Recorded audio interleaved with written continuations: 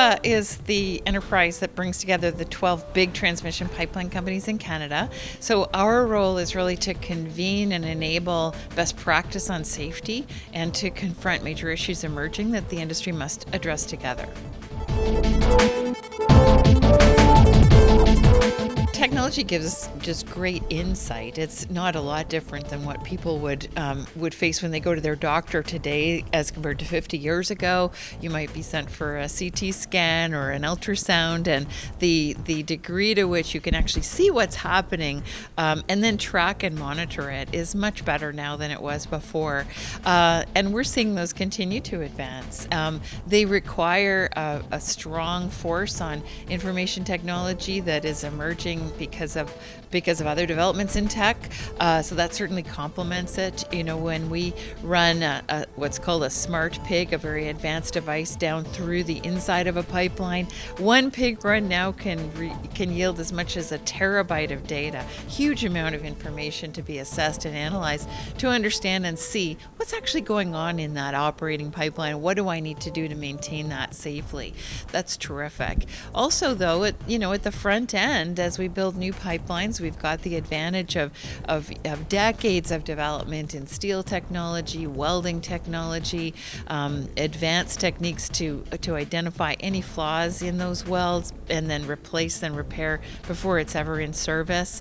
The coatings, the kinds of epoxy that will never come off of that steel and really safeguard corrosion, as well as corrosion technology to monitor on an ongoing basis and again just make sure that asset is going to be safe and entirely reliable.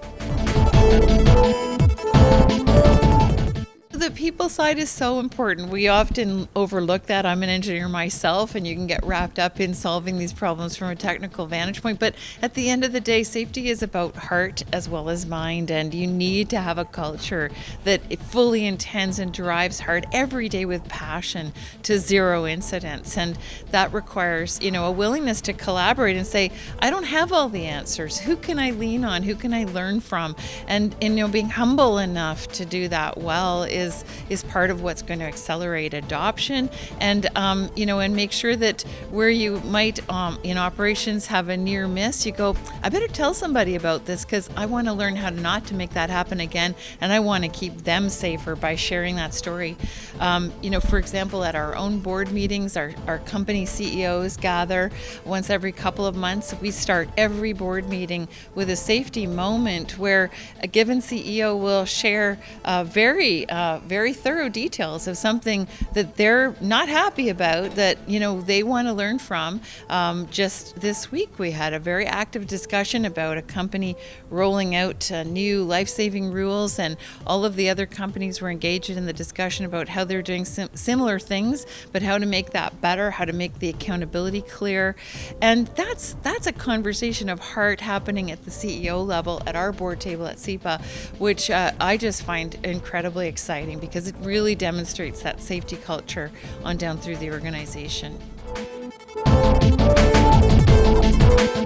Our Aboriginal peoples were here long before others joined them on this fantastic territory, and we do need to embrace and learn together how to honor the earth while at the same time being able to, where it's appropriate, move forward with projects that help both First Nations communities and other public interests. To do that well means ensuring we can respect the earth. It means a values-led conversation about energy and environment, and it means engaging those engineers to make sure that those aspirational goals of no impact are met, and that is a wonderful time we're at right now, where I think we can move much more effectively into a respectful conversation about learning from each other and honoring what matters to all of us. pipeliners have had lived for 50 years or more in a world of, we're a meter under the ground, out of sight, out of mind. And if we're doing our job well as engineers, nobody knows we're there. That's fine. But it's no longer fine. It's actually not fine. We're neighbors. We need to be able to have a conversation. And so we need to bridge from a very technical industry. We should be pleased they're highly technical. That's what makes it safe. But translate that into plain language. So for SEPA, what we're doing at the industry level is, for instance, launching our SEPA Integrity First Annual Performance Report. The first issue is out November 3rd, 2015, and we look forward to comments and questions coming from folks as to whether or not we've done a good job in being transparent and explaining what we're doing. Secondly, very soon will be a national pipeline map that's highly interactive. We've done our best effort to make it easy to use, and it will shortly include all major incidents so that people can see instantly what's going on, what happened, what are you doing to remedy that so it never happens again. Those are small examples, but anything that we can do collectively to say, I'd like to understand, I'd like to learn more, this needs to be easier for me to access, is part of the foundation of trust and respect.